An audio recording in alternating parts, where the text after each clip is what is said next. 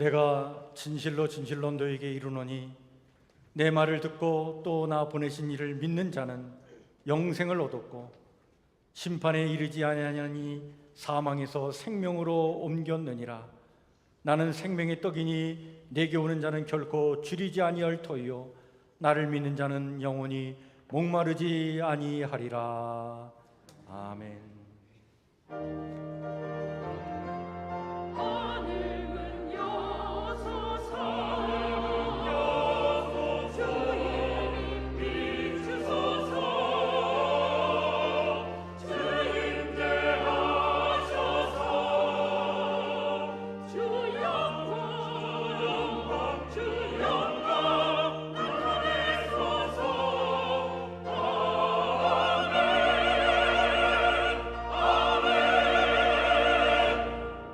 나는 전능하신 아버지 하나님 천지의 창조주를 믿습니다. 나는 그의 유일하신 아들 우리 주 예수 그리스도를 믿습니다. 그는 성령으로 잉태되어 동정녀 마리에게서 나시고 본디오 빌라도에게 고난을 받아 십자가에 못 박혀 죽으시고 장사된 지 사흘 만에 죽은 자 가운데서 다시 살아나셨으며 하늘에 오르시어 전능하신 아버지 하나님 우편에 앉아 계시다가 거기로부터 살아있는 자와 죽은 자를 심판하러 오십니다. 나는 성령을 믿으며 거룩한 공교회와 성도의 교제와 죄를 용서받는 것과 몸의 부활과 영생을 믿습니다. 아멘.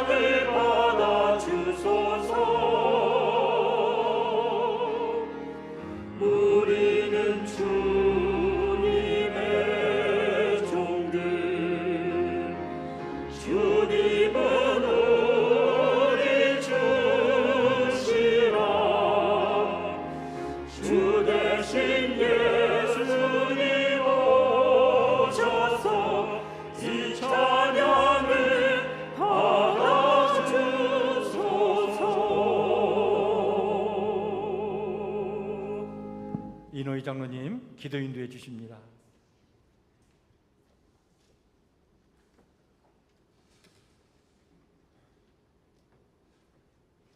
모든 만물의 생명이시며 보호자이신 하나님, 하나님을 찬양하며 그 이름을 높여 드리오니 이 시간 홀로 영광 받아 주옵소서.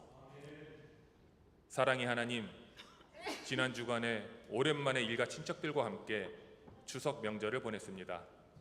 혹 입술로나 행동으로 다른 사람을 아프게 하고 상처를 주었다면 용서하여 주옵소서. 사랑을 매일같이 외치지만 아직도 우리의 죄성이 남아 악한 행동들이 돌발적으로 이루어집니다. 저희의 입의 말과 마음을 정결케 하사 예수님의 새로운 계명이신 사랑을 전하는 우리 모두가 될 수 있도록 은혜를 내려 주옵소서. 2022년도 어느덧 중반을 넘어 후반기로 접어들었습니다.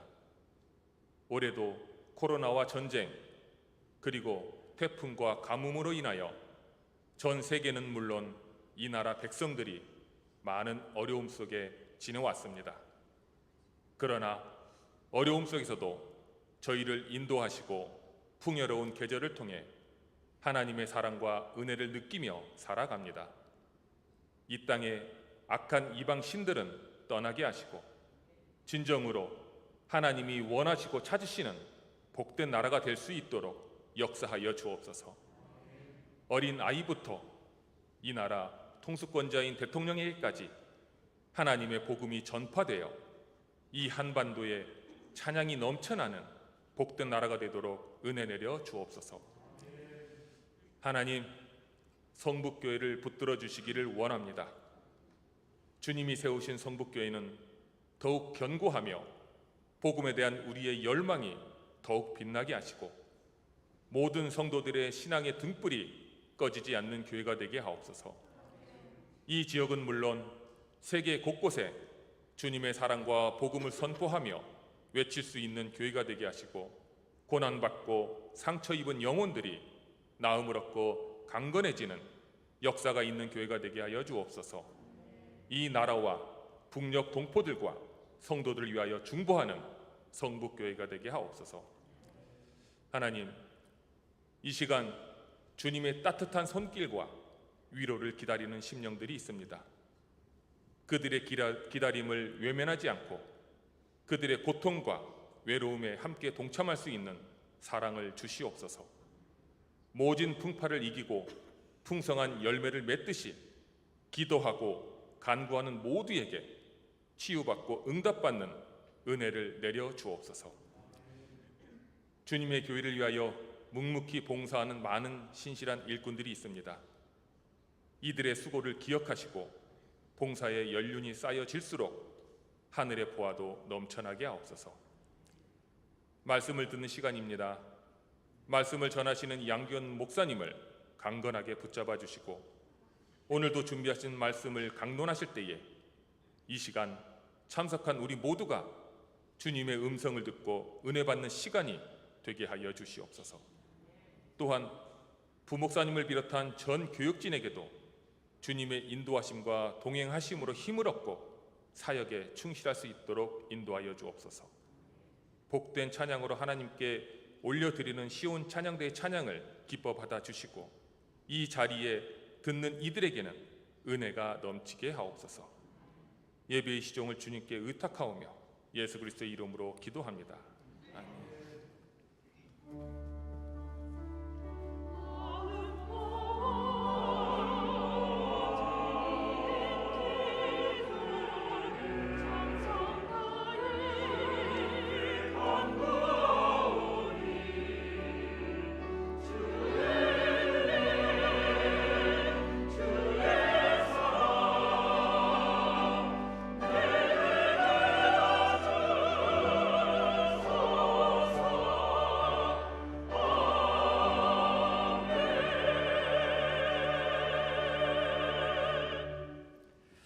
교회 소식 함께 같이 나누겠습니다. 주보를 참고해 주시길 바랍니다.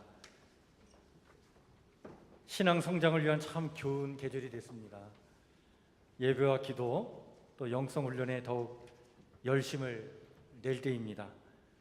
새벽 기도회, 수요 예배, 금요 기도회, 주일 예배, 주일 오후 찬양 예배, 이것은 여러분 우리 교회의 공식적인 예배와 기도 시간입니다. 예수님께서 언제나 기다리고 계십니다. 늘 모이게 힘쓰시고 또 이 좋은 계절에 신앙 성장에 좋은 기회가 있길 바랍니다.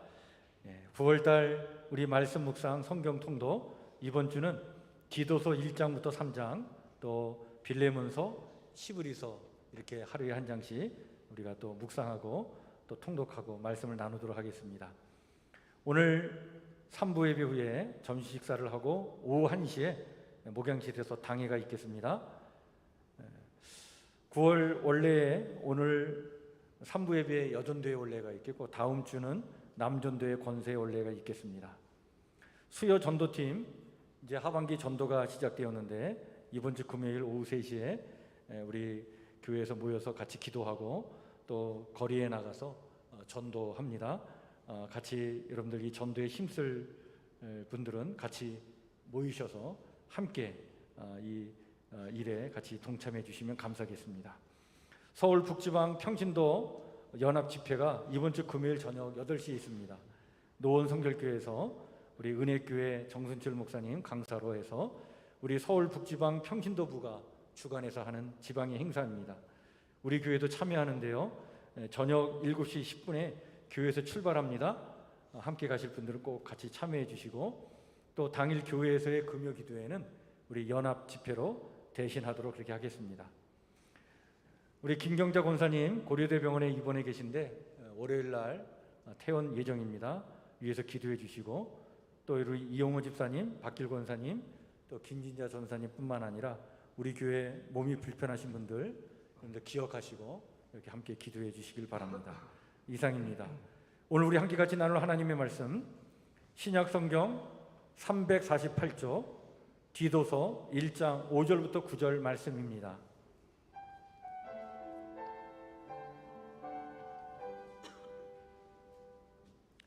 디도서 1장 5절에서 9절 말씀을 제가 봉독하겠습니다. 내가 너를 그레데에 남겨둔 이유는 남은 일을 정리하고 내가 명한 대로 각 성의 장로들을 세우게 하려 함이니 책망할 것이 없고 한 아내의 남편이며 방탕하다는 비난을 받거나 불순종하는 일이 없는 믿는 자녀를 둔 자라야 할지라.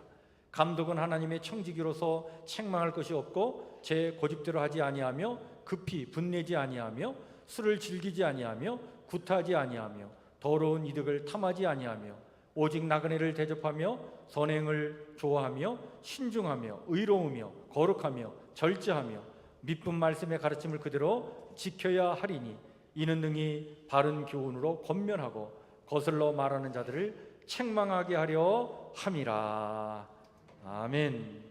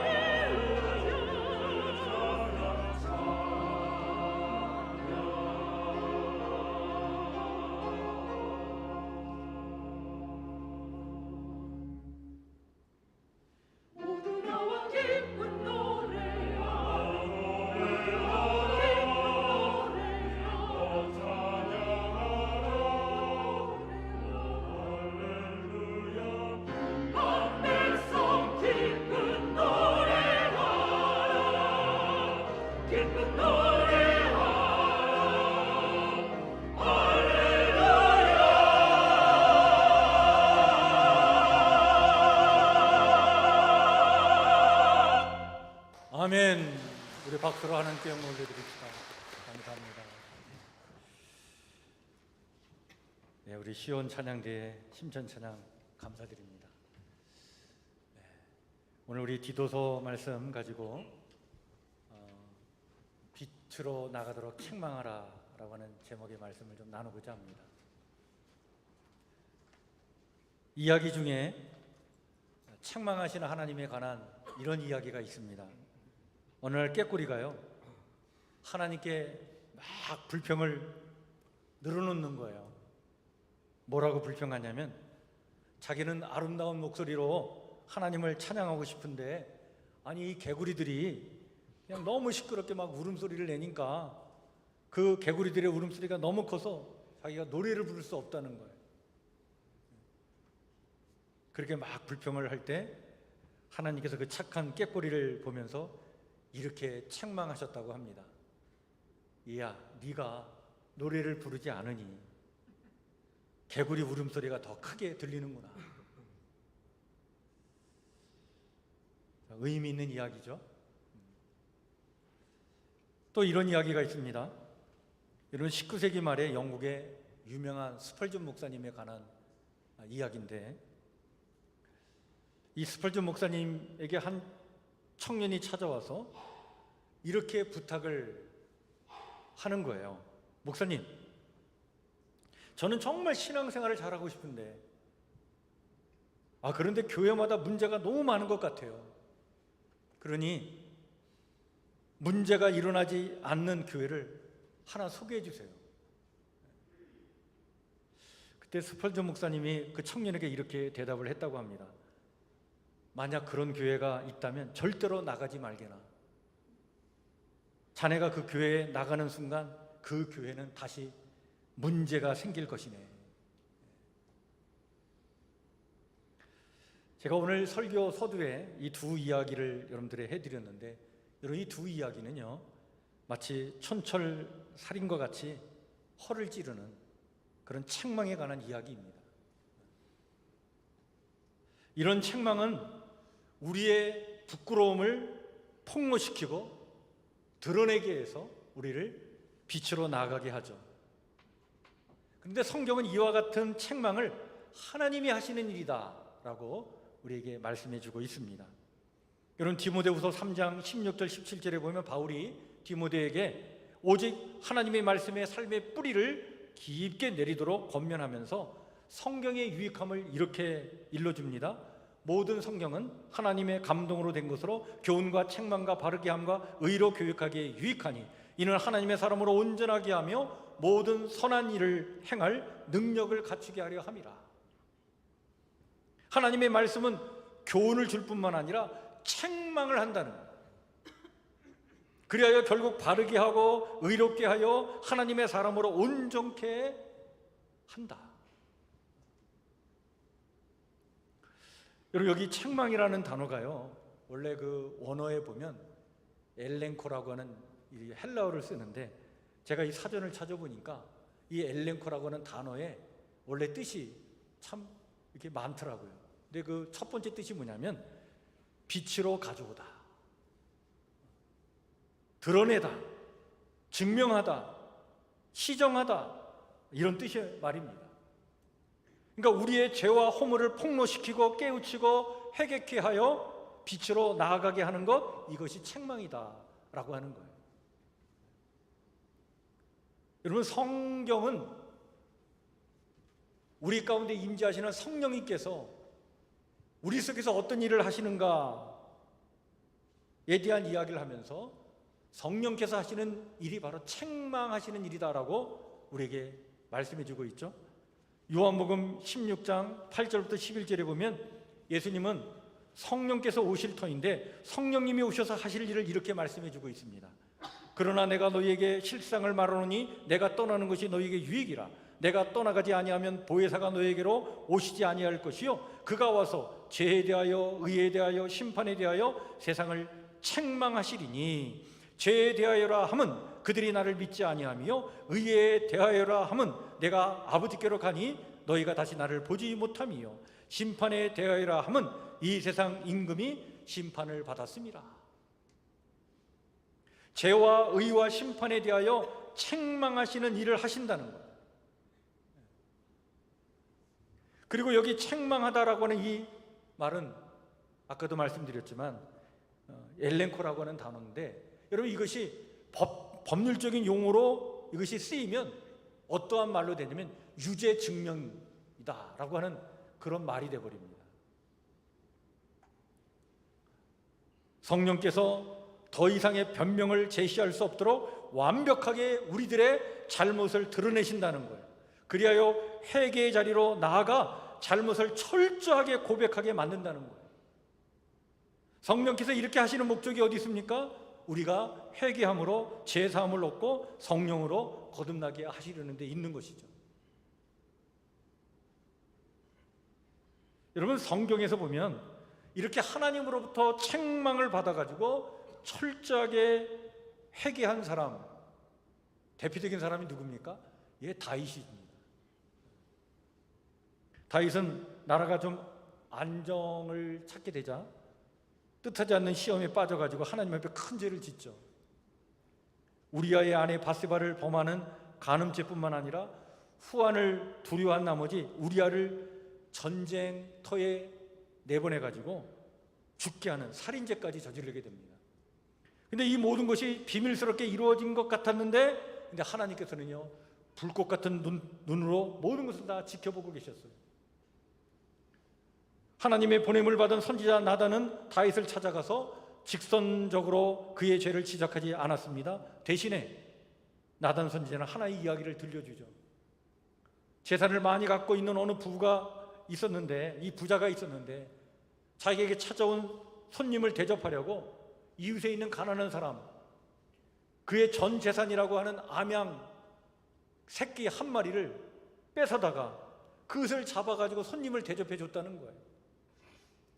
이 이야기를 들은 다윗이 경노하면서 이야기합니다. 이 일을 행한 그 사람은 반드시 죽어야 마땅하고 그는 그 양 새끼 4배로 갚아줘야 된다.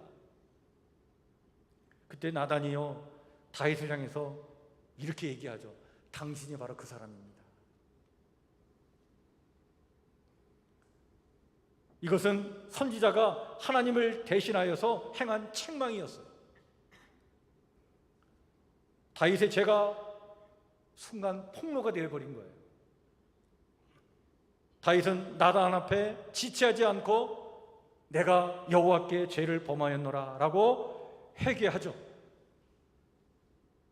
나단의 책망이 다윗의 회개로 이어지게 된 것입니다.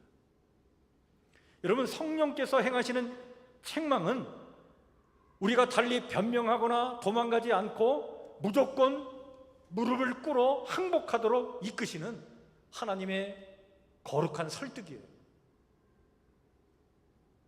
이렇게 되면 우리들은요, 어떤 것도 감추지 않고 철저하게 회개하게 됩니다. 여러분, 이렇게 이루어지는 이 성령의 책망은 어떻게 보면 위에서 주어지는 하나님의 은혜예요. 은혜. 여러분, 이 은혜가 우리 가운데 임해야 우리가 정말 정직하게 하나님 앞에 철저하게 회개가 되는 거예요.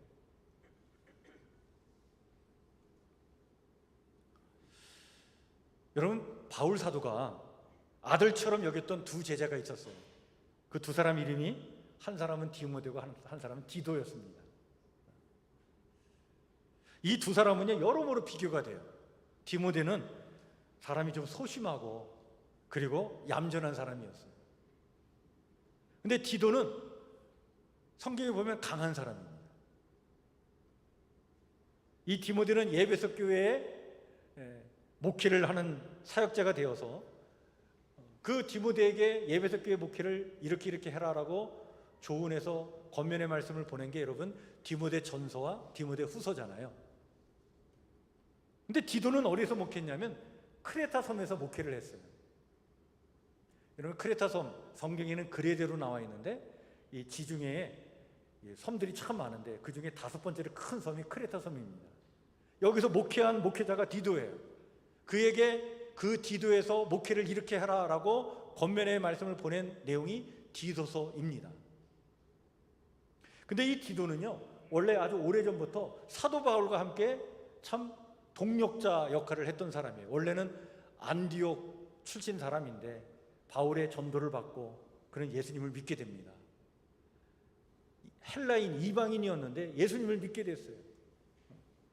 그래서 이 바울이 바나바와 함께 1차 선교 여행을 다니면서 이방 지역에 교회를 세우고 난 다음에 이방인들도 예수님을 믿고 이렇게 변화되어서 하나님의 백성이 이렇게 되었다라고 하는 이 사실을 예루살렘 교회에 그것을 가서 보고를 하고, 이방인 선교 사역도 이렇게 중요하니까 예루살렘 교회가 우리를 인정해달라라고 하는 그런 회의를 열게 됩니다.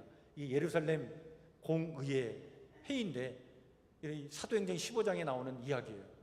그때 이 바울이 그 헬라인 이방인도 예수님 믿고 이렇게 변화돼서 하나님의 백성으로 이렇게 잘 살아가고 있다라고 하는 그 산 증인으로 누구를 데리고 가냐면 바로 디도를 데리고 갑니다. 그래서 디도가 성경에 바로 사도행전 15장에 처음 언급돼요. 그때부터 이 디도는 바울과 함께 귀한 사역을 감당하게 되죠. 시간이 흘러서 바울이 3차 전도 여행할 때에는 에베소에 한 3년 동안 머물러 가지고 거기서 목회를 하게 됩니다. 근데 그때 목회를 하는데 어떤 일이 생겼냐면 고린도 교회에 문제가 생긴 거예요. 여러분, 고린도 교회는 사도 바울이 2차 선교 여행할 때 그 고린도에서 2년 동안 머물면서 정말 온 마음과 정성을 다해서 세운 교회인데, 바울이 그 교회를 떠난 이후에 그 교회가 문제가 생긴 거예요. 어떤 문제가 생기냐면 교회 안에 분열이 생겼습니다. 아볼로파, 바울파, 예수파, 베드로파, 막 성도들이 갈라지게 된 거예요. 파벌이 생기니까 그냥 바울을 향한, 또 바울이 마음에 들지 않은 성도들은 또 바울을 막 욕을 하고 막 곡해하고 막 이런 일이 생긴 거예요. 그 소식을 바울이 듣게 됩니다. 너무 안타까운 일이죠. 그래서 이 바울이 정말 사랑하는 마음으로 이 고린도 교회를 바로 세우고자 편지를 보냈는데 응답도 없고 바뀌지도 않고, 그래서 결국엔 사람을 보내갖고 중재를 하게 되는데, 그때 중재자로 부름받은 사람이 누구냐면 디도였어요. 디도가 바울의 편지를 들고 고린도 교회를 갑니다. 가가지고 바울의 생각을 전하고 오해하고 있는 문제들을 풀어주고 그렇게 해줘요. 그래서 참 이 디도가 성격도 강하지만 수완이 참 좋은 사람이었어요. 그래서 이 모든 오해를 풀어주면서 고린도 교회와 바울 사이에 중재 역할을 해가지고 해결사 역할을 잘 해서 그 관계를 회복시키는 그런 역할을 한 사람이 디도였습니다. 이 디도를 바울이요, 시간이 더 흘러가지고 바울이 로마 감옥에 갇혔다가 잠시 풀려났을 때에, 그때 바울이 제4차 선교 여행을 또 합니다. 참 대단한 사람이죠. 로마 감옥에 있다가 풀려났는데 제4차 선교 여행을 하는데, 이 제4차 선교 여행에 대한 이야기는 사도행전에 나오질 않아요. 근데 이 4차 선교 여행을 할 때 디도를 데리고 제일 먼저 어디를 가냐면 바로 크레타 섬을 찾아가게 됩니다. 이 크레타 섬을 방문하게 되는데요, 이 크레타 섬은 참 크레타 문명, 또 미노스 문명이라고 하는 고대의 빼어난 문명을 가지고 있는 아주 유명한 섬이에요. 근데 이 섬에는 이미 교회가 세워졌고 성도들이 있었습니다. 그 예루살렘의 오순절 그 다락방에 막 성령의 역사가 강력히 임해가지고 교회가 생겨질 때, 그때 크레타 섬에 살고 있던 사람들도 예루살렘을 방문했다가 이 성령의 역사를 체험하고 그들이 크레타 섬으로 돌아가가지고 거기서 교회를 세우고, 그리고 성도들이 생겨나게 된 거예요. 바울은 디도를 데리고 이 크레타 섬이 너무나 중요한 섬이기 때문에, 왜냐하면 이 크레타 섬은 여러분 지중해 한 중간에 있고요, 그리고 그 그리스와 터키 사이가 그 에게해인데 에게해 섬들이 많거든요. 그 에게해 중에서 가장 섬들이 많은데 그 중에 가장 큰 섬이 크레타 섬입니다.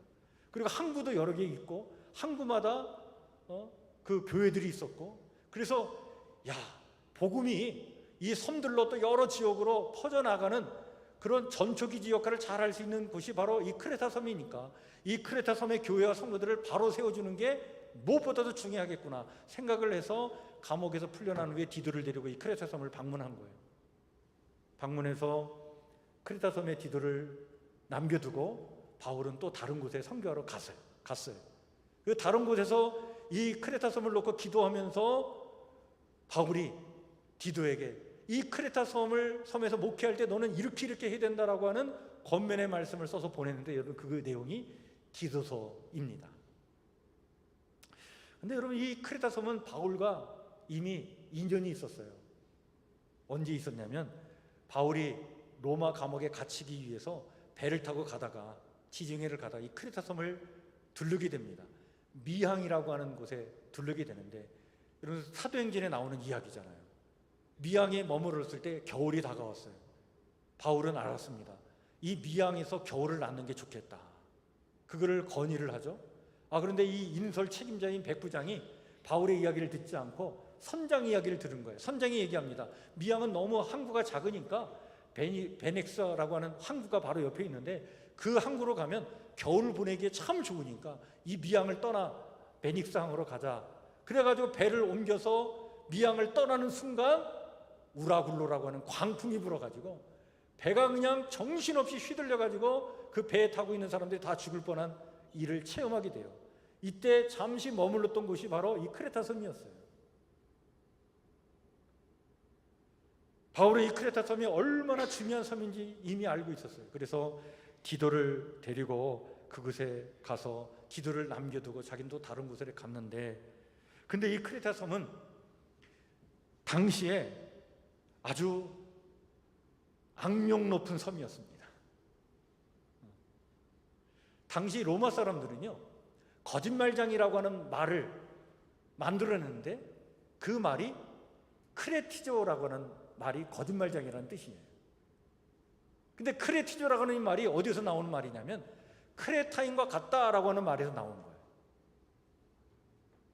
이런 말이 나올 정도로 이 크레타 섬 사람들이요, 참으로 사람들을 속이고 아주 탐욕스러운 사람들로 유명한 사람들이 돼버린 거예요. 왜 그랬냐면 이때 당시에 이런 로마가 지배한 당시에 이 크레타 섬의 남성들이 주로 용병으로 돈을 버는 사람들이 많았어요. 그래서 크레타 섬의 대부분의 남자들은 다 용병으로 돈을 버는 사람들이에요. 그러니까 거칠어요. 호전적이에요. 굉장히 폭력적이에요. 그리고 성적으로 굉장히 타락한 문화를 가지고 있었어요. 그러니까 이 크레타 섬의 문화 자체가 그런데 거기 문화에 휩쓸린 교회와 교회 성도들도 그런 문화에 젖어 들어가지고 교회 성도들도 그런 생활에서 벗어나지 못하는 거예요. 싸움질하고 맨날 싸우고 속이고 거짓말하고. 그래서 이 바울이요, 이러한 크레타 섬 사람들의 그 상태를 너무나 잘 알고 있기 때문에 그 1장 12절에 이런 말씀을 하죠. 크레타 사람은 항상 거짓말장이요, 악한 짐승이요, 먹는 것밖에는 모르는 게으름뱅이다라고 크레타 섬의 어떤 한 선지자가 그런 말을 했다. 근데 이 말을 한 사람이 누구냐면 기원전 6세기에 크레타의 시인인 에피메니데스라고 하는 사람이 이런 말을 한 거예요. 자기 동족들을 보니까 너무나 형편이 없어요. 막 짐승처럼 살아가는 이런 모습이 너무나 마음에 들지 않아서 이런 말을 남겼는데 바울이 그 말을 인용하면서 뭐라고 했냐면 그 말이 참말이다, 이 말을 합니다. 너무나 충격적인 말이에요. 그 과거에 그 한 시인이 이런 말을 남겼는데 그 말 그대로 크레타 섬 사람들이 바로 이렇다, 이게 참말이다. 여러분, 이런 말을 한 이유가 뭘까요? 이것이 크레타 섬 사람들도 그 크레타 섬의 교회와 성도들을 비난하고 정죄하기 위해서 한 말이 아니라 그 실상을 폭로하기 위한 책망의 말이었던 거예요. 너의 실상을 알아라는 얘기예요. 그러면서 1장 16절에 그 크레타 사람들의 삶을 세 가지로 요약해서 이렇게 얘기하죠. 그들이 하나님을 시인하나 행위로는 부인하니 가정한 자요, 복종하지 아니하는 자요, 모든 선한 일을 버리는 자니라. 이 크레타 섬의 성도들이 이렇게 살고 있는 거예요. 복종하지 않는 거예요. 헛된 말, 가증한 말을 하고 살아가는 거예요. 선한 일을 버리는 자예요. 즉 속이는 사람들로 살아가는 거예요. 여러분, 복종하지 않는다는 말은 뭡니까? 성도답게 훈련되지 않았다는 거예요. 하나님 뜻대로 사는 훈련을 받지 못하니까 제멋대로 살고 있는 거예요. 헛되고 가증한 말을 한다는 게 뭡니까? 그냥 부질없는 말을 가지고 그냥 분란을 일으켜가지고 서로 수군거리고 비방하고 불평하면서 교회 공동체를 내적으로 자꾸 붕괴시켜 나가는 거예요. 너무나 성숙하지 못한 모습이에요. 속인다는 말은 뭡니까? 진리를 꽉 붙잡고 진리 안에 살아가지 않고 진리를 버리고 그냥 과장되고 외식적인 행동으로 신앙인 인내 그렇게 살아간다는 얘기예요. 바울은 이렇게 크레타에 살고 있는 성도들의 실상을 정확하게 이야기하면서 디도서 1장 13절에 디도에게 이렇게 권면합니다. 그러므로 내가 그들을 엄히 어떻게 해요? 꾸짖으라. 엄히 책망하라는 거예요. 하나님의 한없는 사랑으로 성도들을 부둥켜 안는 것도 필요하지만 잘못을 준엄하게 꾸짖고 책망하는 것도 이게 하나님의 일이다라고 하는 거예요. 그리고 이런 사람들을 바르게 지도하도록 교회 장로들과 감독들을 잘 세워서 교회 일꾼들을 잘 세워가지고 성도들을 바로 세워나가야 되는데, 그러기 위해서 교회 일꾼을 세울 때 다음과 같은 지침을 알려주죠. 첫 번째 6절입니다. 책망할 것이 없고 한 아내의 남편이며 방탕하다는 비난을 받거나 불순종하는 일이 없는 믿는 자녀를 둔 자. 두 번째 7절에 하나님의 청지기로서 책망할 것이 없고 제 고집대로 하지 아니하며 급히 분내지 아니하며 술을 즐기지 아니하며 구타하지 아니하며 더러운 이득을 탐하지 아니하는 자. 세 번째 8절에 보면 오직 나그네를 대접하며 선행을 좋아하며 신중하며 의로우며 거룩하며 절제하는 자. 이런 자들로 교회 일꾼을 세워가지고 성도들을 잘 양육해 나가야 된다.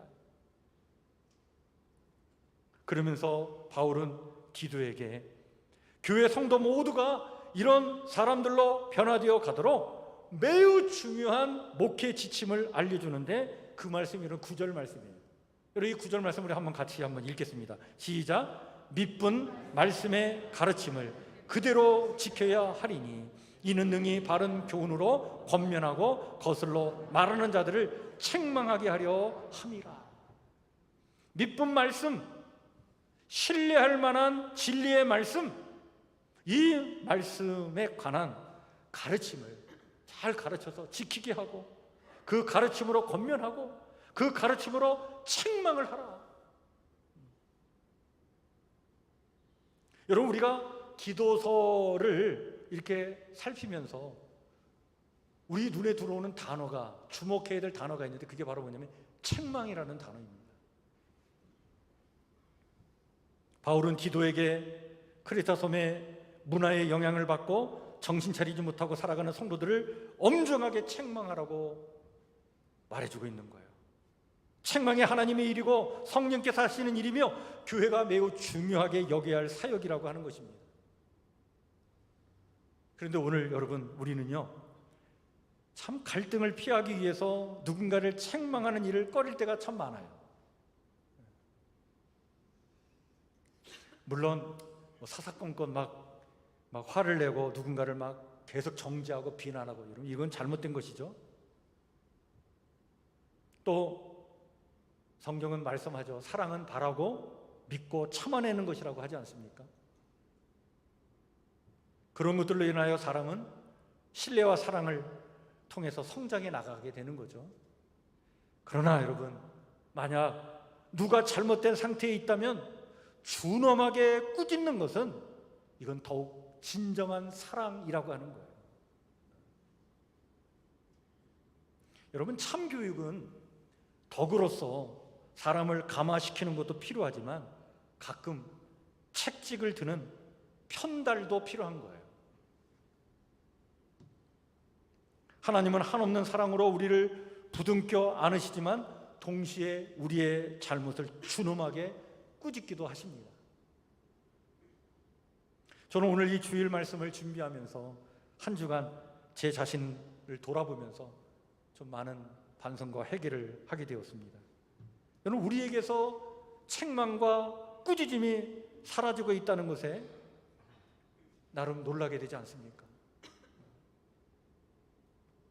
불신앙적인 삶을 준엄하게 꾸짖는 메시지가 사라지고 있다는 것에 회개의 기도를 하게 됩니다. 사람들의 비위를 상하지 않게 하고 싶어서 그냥 사람 눈치 보며 혹시 내가 목회하고 있는 것은 아닌가, 그런 생각도 들었어요. 물론 여러분,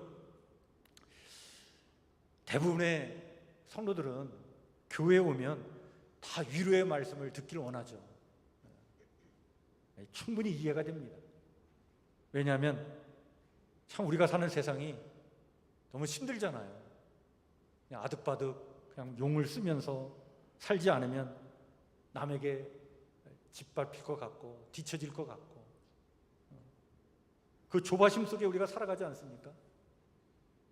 그러니 교회에 와서는 좀 편한 말을 좀 듣고 싶은 것이 사실입니다. 그리고 요즘 대세가 뭡니까? 힐링이잖아요. 힐링이라는 말이 대세 아닙니까?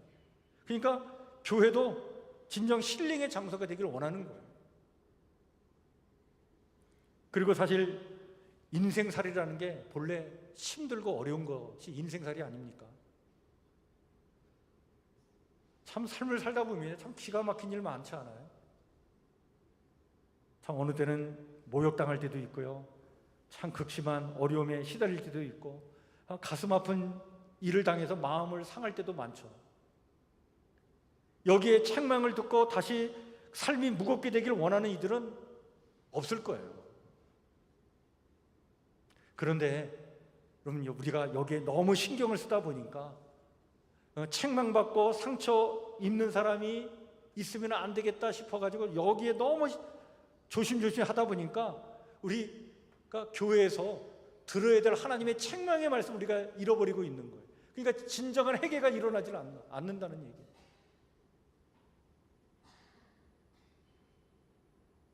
그러나 우리가 분명히 알아야 될 사실이 있습니다. 꾸짖음이 없는 사랑은요, 독이 될 수가 있어요. 잘못된 길로 접어든 이들을 준엄하게 책망하는 것은 더 깊은 사랑이며 그를 건전한 또 건강한 신앙의 길로 인도하는 하나님의 방법이기도 하는 것입니다. 따라서 오늘 저는요, 제 자신과 우리 성도들 모두를 향해서 하나님의 하시고자 하는 책망의 말씀을 나누고 싶습니다. 여러분, 지금 우리는 지금 예수님 제대로 믿고 있는 건가요?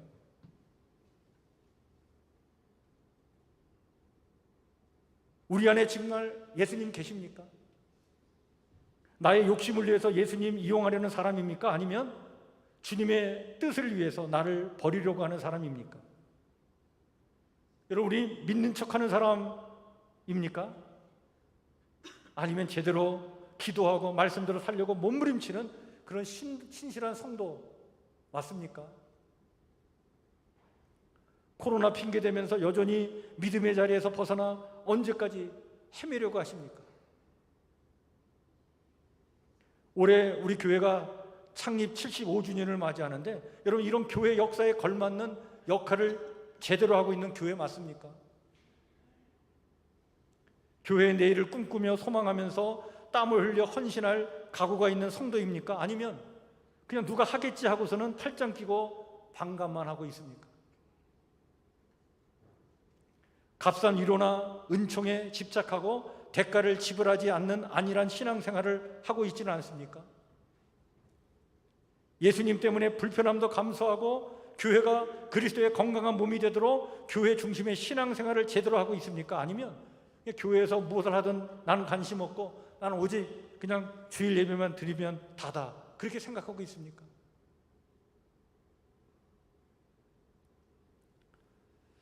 여러분, 운동선수들이요, 슬럼프에 빠질 때가 있습니다.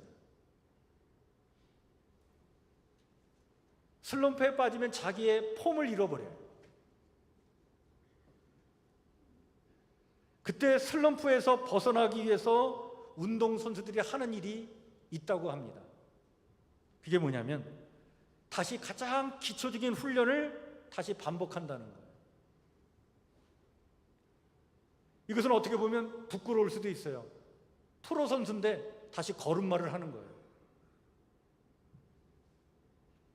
하지만 그것이야말로 슬롬 프로부터 벗어나는 가장 확실한 방법이다라고 그 프로 선수들이 이야기를 합니다. 하나님의 책망의 소리를 듣고 우리가 해야 할 것이 있습니다. 그것은 바로 신앙의 기본으로 돌아가는 거예요. 기도를 소중하게 여기시길 바랍니다. 여러분, 말씀 묵상을 꼭 실천하시길 바랍니다. 교회를 건강하게 세워나가기 위해서 여러분 헌신하시길 바랍니다. 기도 중심, 말씀 중심, 여러분 교회 중심이 바로 신앙의 기본인 거예요. 예전에 요한 웨슬레 목사님은 감리교를 창시하신 분 아닙니까? 근데 그분이 그 영국에서 목회할 때 성도들이 신앙의 길로부터 이렇게 멀어지고 나태한 성도들이 있으면 그들을 이렇게 따로 모아가지고 참회자반을 만들었다고 해요. 그래서 교회 직분에 상관없이 그 참회자반에 들어가가지고 다시 신앙의 기본, 그 본을 익히도록 그렇게 해서 정말 본말이 바뀌지 않도록 기본에 충실한 성도들이 되도록 그렇게 도와주었다고 합니다. 여러분, 우리 교회는요 11월 첫 주일에 우리 교회 창립 75주년을 맞이합니다.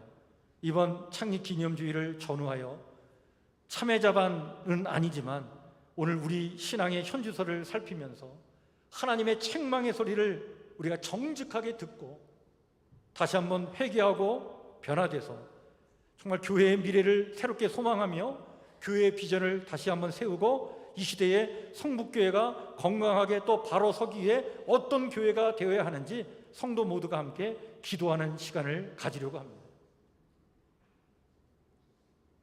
정말 정직하게 진실하게 우리를 살피는 그런 기도의 시간을 통해서 다시 한번 하나님의 은혜와 능력을 체험하고 우리가 하나님의 책망을 받고 새로워지기를 원합니다. 그래서 40일 릴레이 금식 기도를 하려고 해요. 여러분 다 한번 참여해 주시길 바랍니다.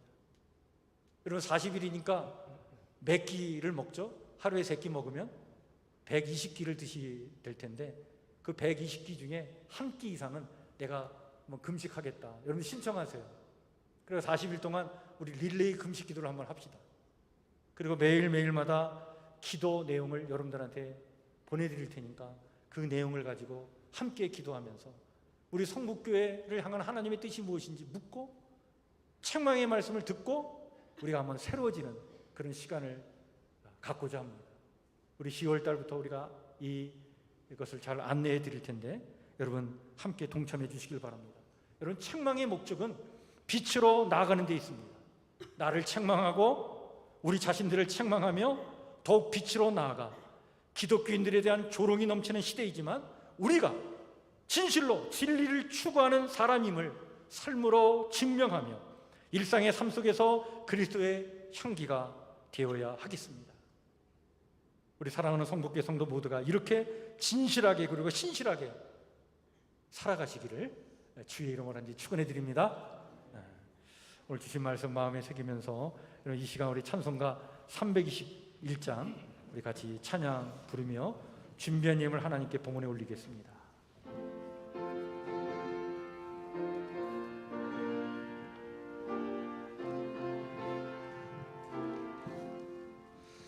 날 대속하신 예수께 내 생명 모두 드리니 늘 진실하게 하소서 내 구주 예수여. 나 구주 위에 살리라 내 기쁨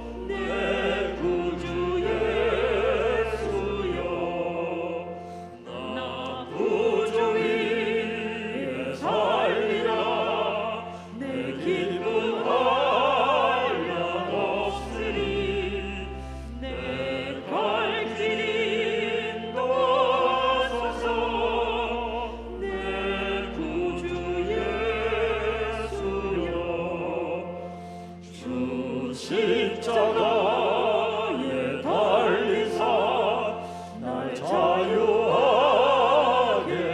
했으니 내 몸과 마음을 주 위에 다스게 하소서.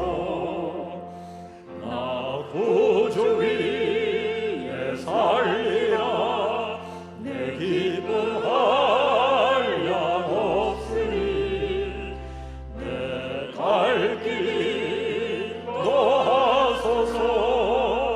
내 구주 예수여.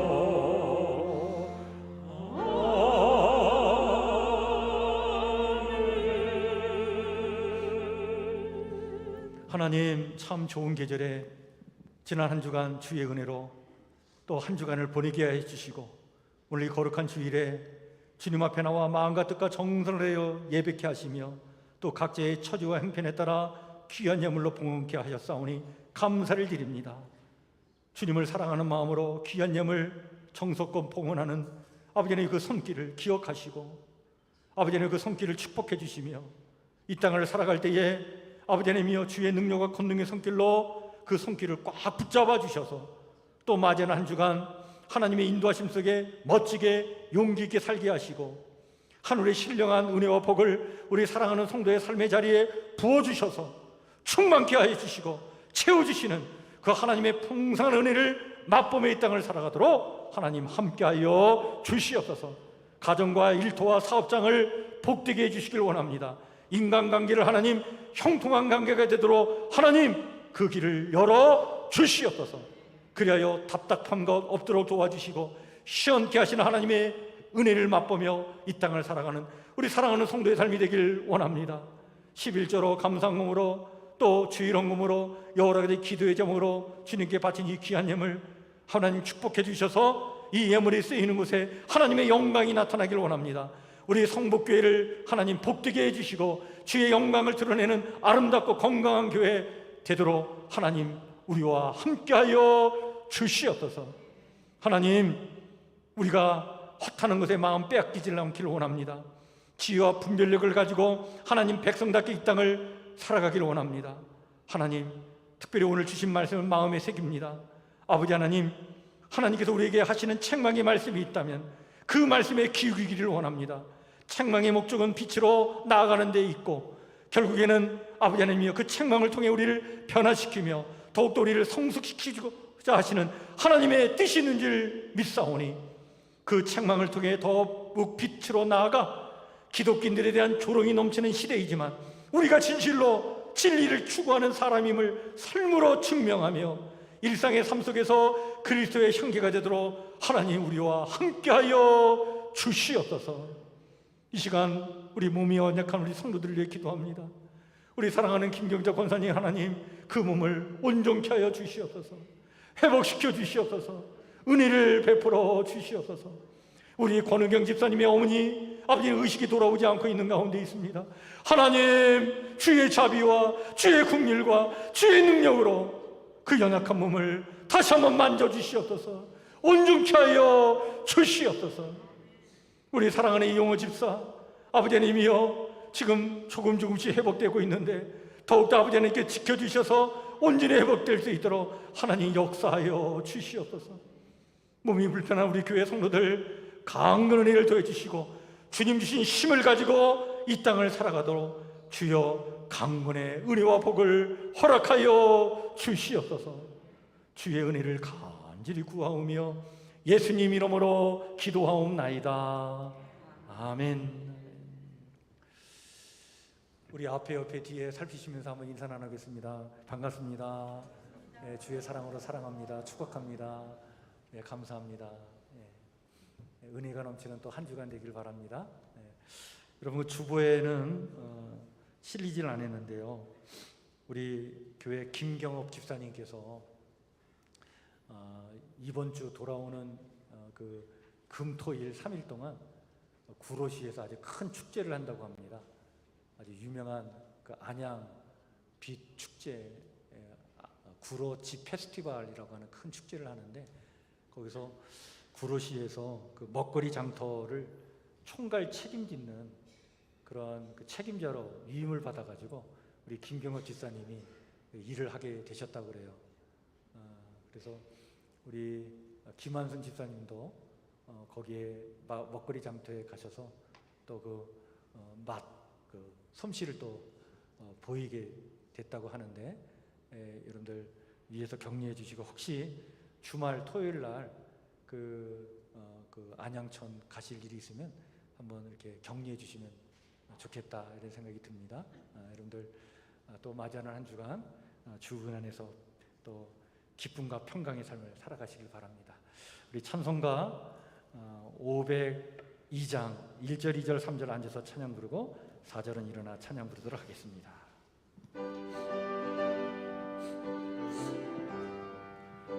우리 힘차게 박수치면서 찬양합시다.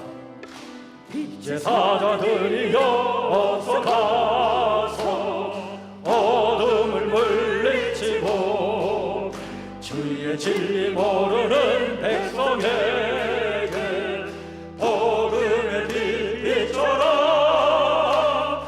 빛의 사자들이여 복음의 빛 비춰라.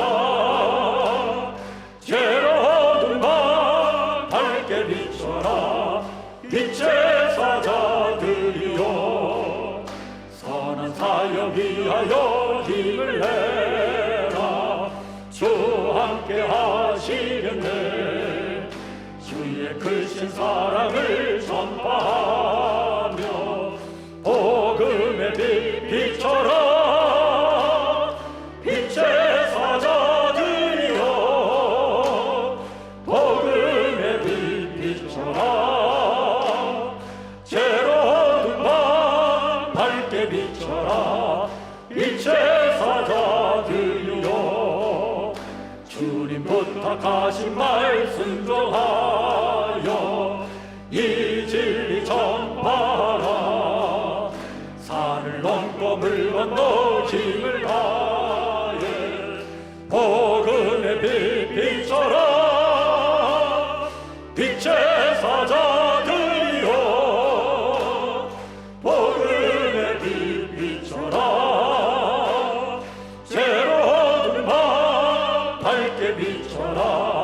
빛의 사자들이여 동서남부 어디나 땅끝까지 주님만 의지하고 눈 어두워 못 보는 세상에게 복음의 빛 비춰라. 빛의 사자들이여 복음의 빛 비춰라. 비춰라. 빛의 사자들이여 이제는 생명의 근원 되시는 우리 주 예수 그리스도의 은혜와 총통의 복을 허락하시는 우리 하나님 아버지의 무한하신 사랑과 온전한 삶을 살아가도록 늘 인도하시는 성령님의 교통하심의 은총이 하나님 허락하시는 그 책망에 귀 기울이고 다시 빛으로 나아가길 소망하는 우리 성목교회의 신실한 주의 성도들 머리 위에 성도들이 살아갈 삶의 자리와 그 모든 인간관계 위에 영원토록 함께하옵시기를 간절히 축복하며 기도하옵나이다. 아멘.